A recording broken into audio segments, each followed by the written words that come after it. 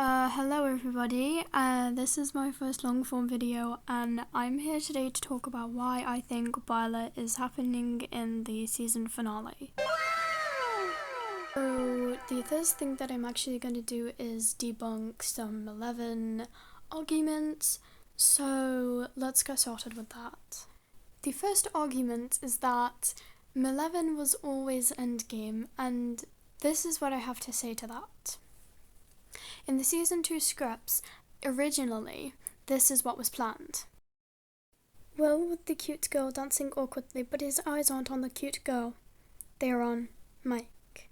This shows that it was planned from season 2 and possibly even season 1 from the names that they were calling him, that they wanted Will to have a crush on Mike.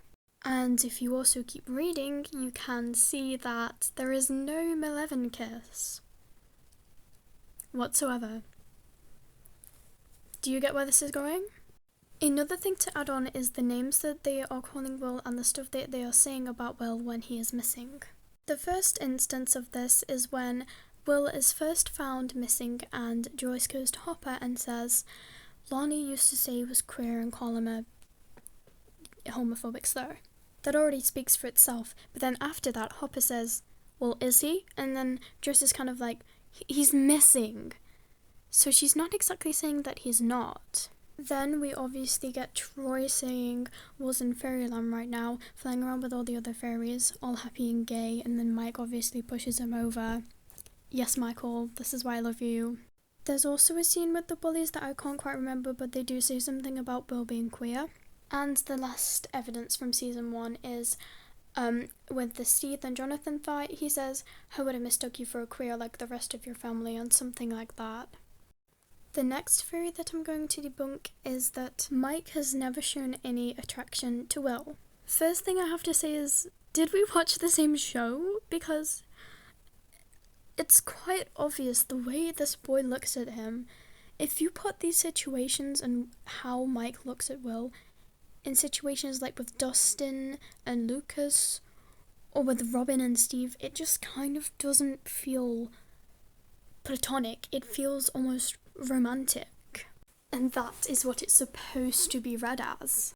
Another thing to add on to this is people think that when Will did the shove thing in episode 4, that Mike felt uncomfortable and his look showed that, but I don't exactly think that. Let me show you.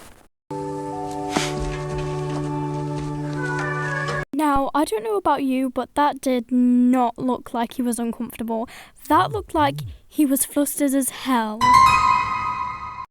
Like, take one look at this boy and tell me what you think he's feeling right now. Another Eleven claim is that they are just best friends. I mean, do I even have to explain this one? Next, we're gonna explain he was just my Tammy.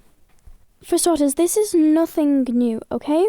Will has always believed that he will never fall in love and that his crush will never reciprocate their feelings. Why do I always mess up on this one? This is literally just another way of saying, I don't think he likes me back. Okay, so hey, this is future me, and I just thought of something that I needed to add that I realised I didn't actually add.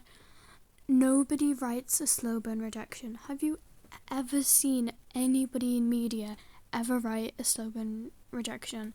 If you have, please comment, but I think it's really hard to think of anything because it just doesn't happen. Let's go into the next part of the video. If Will was a girl. Yes, I know he isn't, but just imagine that it's an alternate universe, okay? So, this girl, let's call her, what is Will's name? Wait, hold on. Okay, I remembered. This girl, let's call her Willow. Willow gets lost, and everybody thinks that she's dead. But Mike and Willow's mother is the only person that believes that she is still alive. Mike is out searching for this girl for days. He's even gone a bit crazy, as you would say crazy together, but that's not happened yet. When Willow is finally found and she's put in hospital, he's waiting there anxiously. And before his friends can even get up, he rushes to the room and hugs Willow so tightly. When Willow is possessed, he stays with her the whole entire time in uncomfortable hospital chairs and even snaps her out of a trance.